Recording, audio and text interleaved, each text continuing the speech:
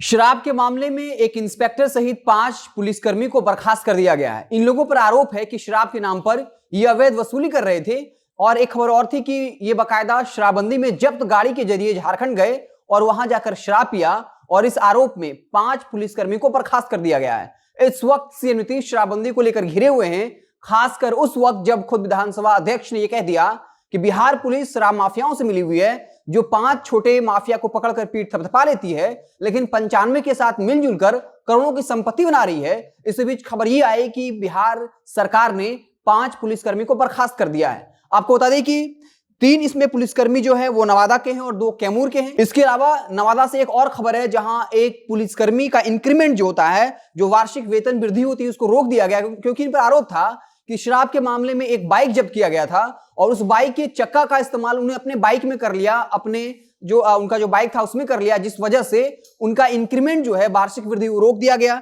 इसके अलावा गया के एक इंस्पेक्टर हैं रूबी कुमारी, उन पर उनकी भी जो वार्षिक वेतन वृद्धि उसको रोक दिया गया, क्योंकि इन पर यह आरोप था कि गांजा के तस्करी में किसी को गिरफ्तार किया था, लेकिन फिर पैसा देकर उन्हें छोड़ दिया। तो लगातार ये खबरें आ रही हैं कि कैसे पुलिस प्रशासन जो है वो शराब माफिया से मिली हुई है। और जब खुद एनडीए के ही नेता ये सवाल उठाएं कि जो बिहार सरकार है वो शराब माफिया को बचा रही है, पुलिस प्रशासन के बड़े अधिकारी हैं वो बचा रही है, इसी बीच ये खबर आई कि 5 पुलिसकर्मी को बर्खास्त किया गया। इसके अलावा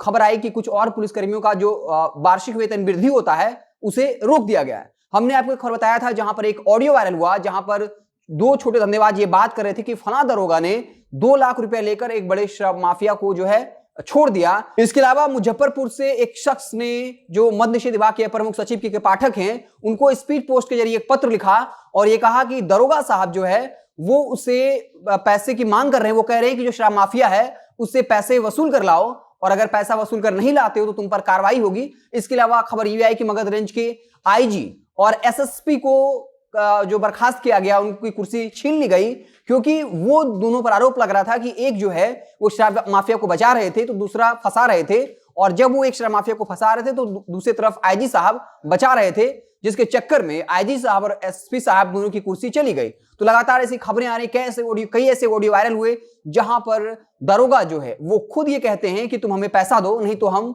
शराब के केस में तुम्हारे पूरे परिवार को फंसा देंगे। उस स्थिति में जब खुद विधानसभा अध्यक्ष विजय सिन्हा मीडिया से मुखातिब होते हैं और ये कहते हैं कि पुलिस प्रशासन शराब माफिया से मिली हुई है, वो 5 माफिया को पकड़ लेती है जो छोटा होता है और अपनी पीठ थपथपा लेती है, मीडिया में खबरें चलती है, लेकिन 95 बड़े शराब माफिया ऐसे होते हैं जिसे पुलिस शह देती है और फिर उसके जरिए ये पैसा बनाते हैं। और ये हर कोई जानता है कि बिहार में शराबबंदी के नाम पर लाखों करोड़ का पैरेलल इकोनॉमी खड़ा हो चुका है। और अगर बिहार में शराब मिल रहा है, महाराष्ट्र जहां शराब बंद नहीं है फिर भी वहां से ज्यादा जो बिहार के लोग शराब पी रहे हैं, तो साफ है इसमें पुलिस प्रशासन मिली हुई है। और ये लाखों करोड़ का जो पैरेलल इकोनॉमी हुआ है उसमें उसका एक पूरा सिंडिकेट है, वो एक सिस्टम है जिसमें बड़े माफिया, सफेद पोस्ट नेता और पुलिस पदाधिकारी भी सम्मिलित हैं, जिससे बिहार में लाखों करोड़ का पैरेलल इकोनॉमी खड़ा हो चुका है और ये सब मिलकर अकूत संपत्ति बना रहे हैं। इसी बीच जब लगातार सीएम नीतीश घिर रहे हैं और शराबबंदी कहीं न कहीं सीएम नीतीश के गले की फांस बन गई है, वो लगातार बैठक करते हैं और कहते हैं कि बिहार में शराबबंदी को सफल बनाना है, लेकिन फिर उसी दिन खबर यह आ जाती है कि किसी क्षेत्र का दरोगा या फिर बड़ा अधिकारी कैसे शराब माफिया के साथ डील कर रहा है, कैसे वो छोटे माफिया को पकड़ रहा है और बड़े माफिया को बचा रहा है, या फिर पकड़ता भी है तो केस इस तरीके से दर्ज करता है,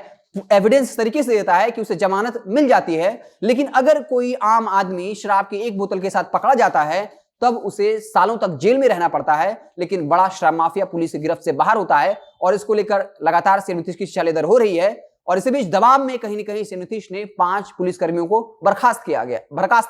और बर्खास्त का मतलब ये नहीं होता कि उन्हें लंबे वक्त तक नौकरी से उनकी नौकरी छीन ली जाए, बल्कि ये होता है कि कुछ वक्त जो है वो नौकरी से दूर होते हैं, फिर केस लड़ते हैं। अमूमन ये देखा जाता है कि जब मामला ठंडा होता है तो फिर से उन्हें उसी पद पर बहाल कर दिया जाता है,